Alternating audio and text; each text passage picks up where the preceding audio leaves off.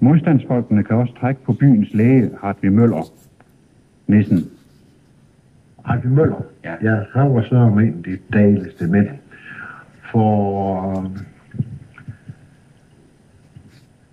en anden...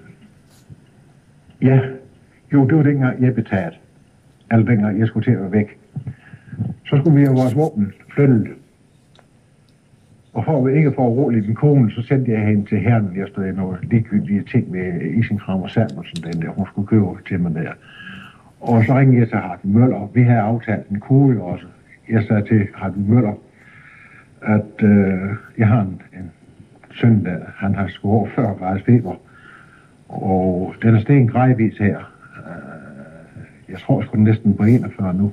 Jeg kommer til samme, sagde han, Hartvig Møller. Han gik ud i venteværelset og sagde til hans patienter, desværre et ulykkestilfælde. Han vidste nemt, at jeg skulle bruge bilen, når jeg snakkede den, og så vidste jeg, at jeg skulle bruge hans bil. Og så vores revolver, gevær og maskinpistoler og sådan noget, det kom så bag i den her. Han har sådan en blå Ford med en klap bag i. Ja. Og det kom så bag i hans vogn. Han kom op i gården, og vi stod klar til at læse. Så kørte han tur ud på Romby Mark, for at det skulle komme for tidligt hjem til patienterne der. Så kørte han hjem til hans patienter igen, og kørte vognen i garage, og vi var sådan nogle stykker ned, og der havde sådan nogle hernevælker der ovenpå, så lå vi nogle brejer på der, så lå vi dem derop, så lå det der. Men det var altså, patronerne var stadigvæk i forretningen. Den 22. november 1944, denne annonce. 20 koster. Af værnemagten er indleveret nogle 20 koster, blandt andet et armbåndsur, et lommeur, en kikkert, et fotografiapparat, strømper med mere. De rette ejere kan afhente sagerne på kommunekontoret i Vildbjerg, som er flyttet til Dynes Pedersens ejendom i Skolegade. Sognerådet. Aldersrenteudbetalingen foregår torsdag den 2. november. Vildbjerg Nøvling Kommune påtænker oprettelse af kommunal vagtkorps. Interesserede vil blive betalt med et mindre honorar per udrykning. Nissen har en føler ude. Så sagde Anders Jensen, det er ikke fordi, jeg vil lægge billetmærke ind på det der, men nu ved du, hvor jeg står. Og vi vil gerne orienteres om, hvad sognerådet de kunne tænke sig en mand til det. For vi vil jo ikke have en mand, der var tyskvenlig, for vi havde jo stadigvæk tyskere derude i dag. Jamen, det skulle han lige tænke over. Så gik der 2 dage. Så kom der udnævnelse til mig, som det er vagtværn i Vildbjerg. Og det stod sort på hvidt i Vildbjerg Tidende den 20. december 1944. Vildbjerg Kommune.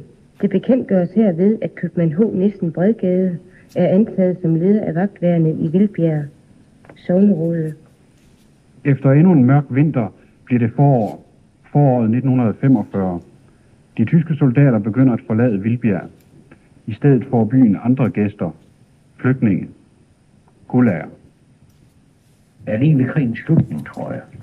Der kom der flygtninge? Ja. Hvor kom de fra? Hovedsageligt fra Danzig-området, tror jeg. Der kom de herop på tog, eller hvad? Ja, det må de have gjort. Hvor var de så henne i tog? Ja. De var nede på alderdomshjemmet. Men der var jo tysk soldater med. Jamen, de var væk dengang. Så det må lige have været som krigen sluttede det her. Var det ikke nogle mennesker, der kom der? Ja, mange gange var det ældre mennesker. Der var jo også en del, der døde hernede, der blev begravet hernede. Ja. Her på kirkegården? Ja. Helt nede i sluttede det her. Var det ikke nogle mennesker, der kom der? Ja, mange gange var det ældre mennesker. Der var jo også en del, der døde hernede, der blev begravet hernede. Ja. Her på kirkegården? Ja. Helt nede i... Ja, nu er det sløjt. I dette øjeblik meddeles det, at Montgomery har oplyst, at de tyske tropper i Holland, Nordvest-Tyskland og i Danmark har overgivet sig. Og freden kommer også til Vildbjerg. Nissen. Den 5. maj, da det blev kapituleret, der stod jeg nede, vi blev rundt, de skulle jo have en flagstang hejst. Og nu er jeg stor og kraftig, og ikke bange for at bruge kræfterne. Så vi stod dernede og skulle have rejst den her. Jeg ved sgu ikke, hvor langt den er. Den er sgu tung med den flagstang dernede. Og det er en anlæg, det her på lille høj. Ja.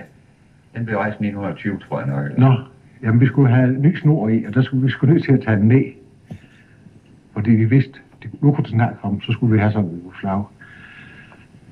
Så kommer der pludselig besked om, der er sluttet fri. Og alle slap til den her flagstang. Undtagen mig der, jeg stod imellem på nakken der, jeg sank jo længere og længere ned den her høj, så sagde jeg, hold kæft for helvede, så tager vi, ellers så forsvinder jeg sgu også. Selve anlægget er grundigt ødelagt af tyskerne under krigen. Derimod bliver der snart normale tilstande for svømmebadet. Vildbjerg svømmebassin åbner sæsonen søndag den 10. juni. Sæsonkort fås hos bankbestyrer Jensen. Bassinet er undværet et par sæsoner til tyskerne, men nu er det renset fuldstændigt og fyldt med det rene klare vand.